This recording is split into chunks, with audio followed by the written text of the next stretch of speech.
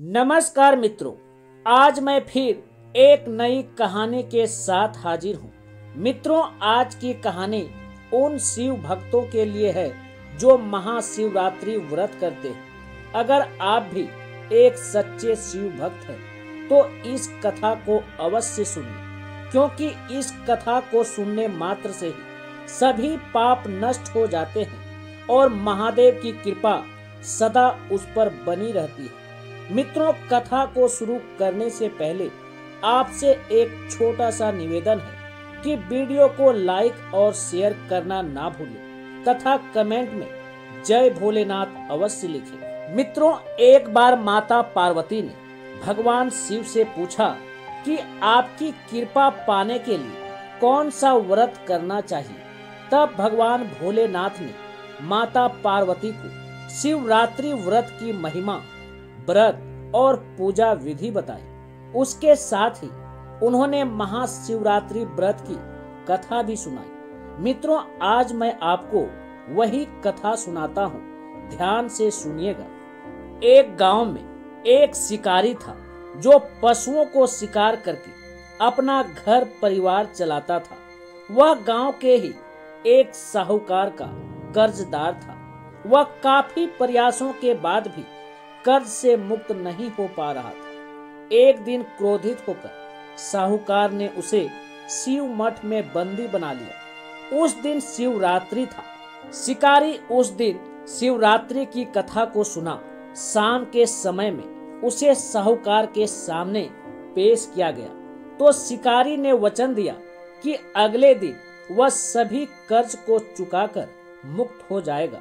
तब साहूकार ने उसे छोड़ दिया। शिकारी वहां से सीधे जंगल में चला गया और शिकार की तलाश करने लगा। वह एक तालाब के किनारे पहुंचा। वहां पर वह एक बेल के पेड़ पर अपना ठिकाना बनाने लगा। उस पेड़ के नीचे एक शिवलिंग था जो बेल पत्रों से ढका हुआ था। उसे इस बात की जानकारी नहीं थी। वह बेल वृक्ष की टहनियों को तोड़ तोड़ कर नीचे फेंकता गया और सभी बेलपत्र उस शिवलिंग पर गिरते गए। वह भूख प्यास से व्याकुल था। अनजाने में ही सही उससे शिव पूजा हो गई। दोपहर तक वह भूखा ही रहा। रात में एक गर्भवती हिरन तालाब में पानी पीने आई।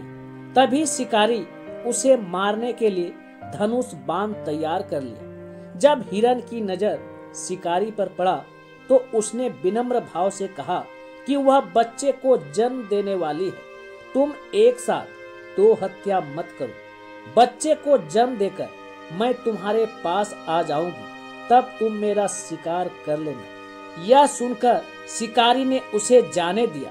कुछ देर बाद एक और हिरन आई तो शिकारी उसका शिकार करने को तैयार हो गया। तभी उस हिरन ने कहा कि वह अभी ऋतु से मुक्त हुई है। वह अपने पति की तलाश कर रही है, क्योंकि वह काम के वशीभूत है। वह जल्द ही पति से मिलने के बाद शिकार के लिए उपस्थित हो जाएगी। शिकारी ने उसे भी छोड़ दिया। देर रात एक हिरन अपने बच्चों के साथ उस तालाब के पास आई। शिकारी एक साथ कई शिकार देखकर खुश हो गया। वह शिकार करने के लिए तैयार हो गया। तभी उस हिरन ने कहा कि वे अपने बच्चों के साथ इनके पिता की तलाश कर रही है। जैसे ही वो मिल जाएंगे तो वह शिकार के लिए आ जाएगी। इस बार शिकारी उन्हें छोड़ना नहीं चाहता था, लेकिन उस हिरन ने शिकारी को उसके बच्चों का हवाला दिया तो उसने उसे जाने दिया। रात भर शिकारी बेल वृक्ष पर बैठकर बेल पत्र तोड़ तोड़कर नीचे फेंकते जा रहा था। अब सुबह होने ही वाली थी।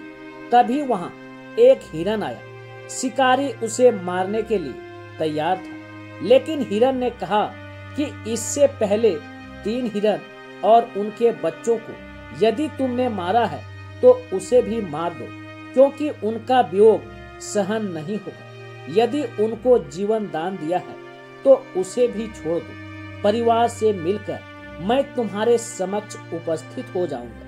रात भर उपवास, रात्रि जागरण और अनजाने में बेलपत्र से शिवलिंग की पूजा के प्रभाव से शिकारी दयालु हो गया था। उसने हिरन को भी जाने दिया। उसके मन में भक्ति की भावना प्रकट हो गई और वह पुराने कर्मों को सोचकर पश्चाताप करने लगा। तभी उसने देखा कि हिरन का पूरा परिवार शिकार के लिए उसके पास आ गया। यह देखकर वह और करुणामय हो गया और रोने लगा। उस शिकारी ने हिरन परिवार को जीवन दान दे दिया और स्वयं हिंसा को छोड़कर दया के मार्ग पर चलने लगा। शिव कृपा से वह शिकारी तथा हिरन का परिवार मोक्ष को प्राप्त हुआ। प्रेम से बोलिए हर हर महादेव।